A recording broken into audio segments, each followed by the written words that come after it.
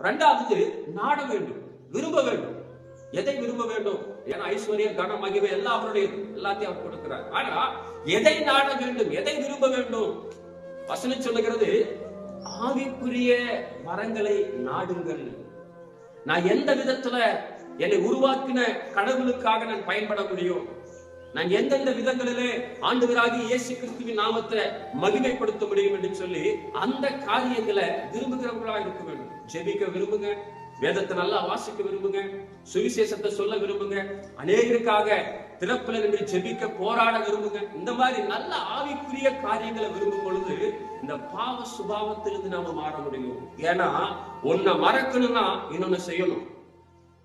ஒரு காரியத்திலிருந்து விடுபட வேண்டுமானால் என் இருதயம் இன்னொரு காரியத்திற்கு போனாலும் அதிலிருந்து நான் விடுபட முடியும். அப்ப அந்த விலகி ஓடுங்கள், ஓடுனவங்க அங்கேயே அமைதியா உட்கார்ந்துட்டு இருந்தா திரும்பவும் அங்கே திரும்பி போக வைக்கக்கூடிய சூழ்நிலையை பிசாசு உருவாக்குவான்.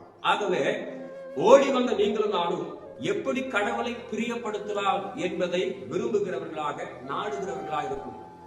இரண்டாவது, மனிதர்கள் முன்பாக யோக்கியமானவர்களை செய்வதற்கு நாடுங்கள் அப்படின்றார். கடவுளை பிரியப்படுத்திட்டேன், நான் கடவுளுக்கு உண்மையா இருக்கிறேன், நான் நல்லா ஜெபிக்கிறேன், நான் நல்லா பாடுறேன், நான் நல்லா ஆராதனைக்கு போறேன், நான் நல்லா ஊழியம் செய்யறேன், கடவுளுக்கு எனக்கு நல்ல ஒரு கனெக்ஷன் இருக்குதுன்னு சொல்லிட்டு மனுஷங்க இடத்துல அன்பா இல்ல, மனுஷங்களோட ஐக்கியமா இல்ல, மனுஷங்களுக்கு நன்மை செய்யலன்னா பிரயோஜனம் இல்லை. அதனாலதான் ஆண்டவர் சொல்றாரு, தேவனுக்கு முன்பாக மாத்திரமல்ல மனிதர்களுக்கு முன்பாகவும் யோக்கியமானவர்களை செய்யுங்க. இன்னைக்கு நீங்களும் நானும் என்ன காரியத்தை செய்யணும்? நாம செய்யற காரியத்தை இந்த உலகம் பார்த்து புகழுவாங்கலாம். நன்மையான காரியங்களை தான் இந்த இடத்துல யோக்கியமான காரியங்கள் சொல்கிறது. இன்னைக்கு நீங்களும் நானும் எதை விரும்ப வேண்டும் என்று சொன்னால், உலகத்தில் இருக்கிற எல்லா மனிதர்களிடத்திலும் நன்மையை செய்கிறவர்களாக நீங்களும் நானும் விரும்பணும். மூன்றாவது காரியம், மேலானவைகளை நாடுங்கள். இது டெம்பரவரிங்க, பர்மனன்ட் கிடையாது. பூமி நம்ம செய்யற ஒவ்வொரு காரியமும் மேலானவைகள், பரலோக ராஜ்யத்துக்கு போவதற்குரிய விதைகள். அப்ப வசனம் சொல்லுது, நீ மேலானவைகளை நாடும். நோக்கம் பூரா நான் பரலோகத்திற்கு போக வேண்டும் என்கிற அந்த ஒரு எண்ணத்தோடு கூட இந்த பூமியில எல்லாவற்றையும் செய்யும்.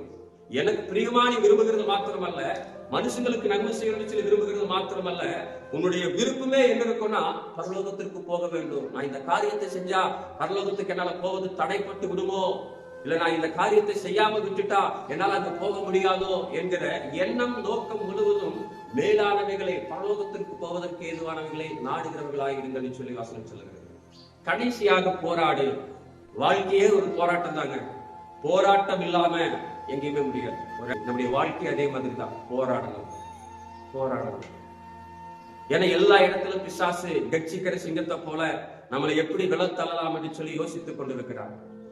அப்படிப்பட்ட அந்த யோசனைகளிலிருந்து நீங்களும் நானும் சிக்காம தப்பிக்க வேண்டும் சொன்னா போராடணும். மனுஷர்களோடு நம்முடைய போராட்டம் இல்லை. நம்முடைய வீட்டில் இருக்கிற கணவன், மனைவி, தாய், தகப்பன், நண்பர்கள், சுற்றி இருக்கிற ஜனங்களோடு நமக்கு போராட்டம் இல்லை. நமக்கு போராட்டமே பிசாசோடு கூட மட்டும்தான், அந்தகார லோகாதிபதிகளோடு மட்டும்தான். அப்ப அவனிடத்துல போராடி நம்ம ஜெயிக்க வேண்டும் என்று சொன்னால், ஒண்ணு ஜெபத்துல போராடணும். ஜெபத்துல போராடுகிறவர்களாக நீங்களும் நானும் மாறும். முழங்கால் படியிட்டு ஜெபிக்கும் போதுதான் முன்னாடி சொல்லப்பட்ட 2 காரியம் விலகி ஓடவும் முடியும், நாடவும் முடியும். இந்த ஜெபத்துல போராடினா மாத்திரம்தான் எல்லா பிசாசுடைய சூழ்ச்சிகளை ஜெயித்து பரலோகத்துக்கு போக முடியும். இரண்டாவது, விசுவாசத்தை காத்துக் கொள்வதற்காக போராடணும். ஏன்னா நிறைய சூழ்நிலை நம்ம நல்லா உண்மையா இருப்போம், பரிசுத்தமா இருப்போம், ஜெபிக்கிறவங்களா இருப்போம், நமக்கு நிறைய பிரச்சனை வரும், போராட்டம் வரும், கஷ்டங்கள் வரும். உடனே பிசாசு ஒரு இருதயத்துல சொல்லுவா, நீதான் ரொம்ப நல்லவனாச்சே, உனக்கு ஏன் இவ்வளவு கஷ்டம்? நீதான் நல்லா ஜெபிக்கிறவனாச்சே, உனக்கு ஏன் இவ்வளவு போராட்டம்? நெகட்டிவ் தாட்ஸ் கொண்டு வந்து போடுவோம். என்னுடைய விசுவாசத்தை குறைய செய்வான். வசனம் சொல்லுது, விசுவாசத்தை காத்துக் கொள்வதற்காக நீ போராடு.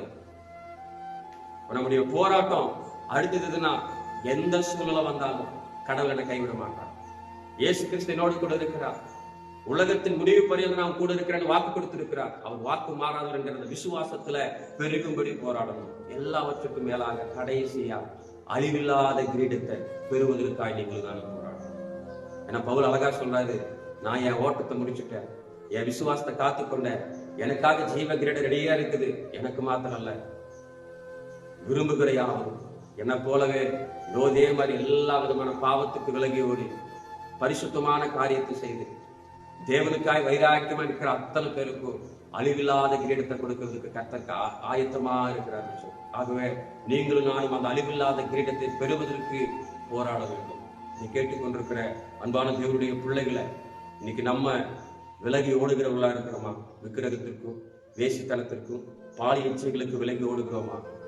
தேவனுக்குரிய காரியங்களை நாடுகிறவர்களாக, மனுஷங்க முன்பதாக யோக்கியமானங்களை செய்வதற்கு நாடுகிறவர்களாக, மேலான காரியத்தை நாடுகிறவர்களாக இருக்கிறோமா? ஜெபத்திலே போராடுகிறவர்களாக இருக்கிறோமா? விசுவாசத்தை காத்துக்கொள்ள போராடுகிறவர்களாக இருக்கிறோமா? அழிவில்லாத கிரீடத்தை பெறுவதுதான் நம்முடைய நோக்கம் என்கிற போராட்டத்தோடு நம்ம இருக்கிறோமா?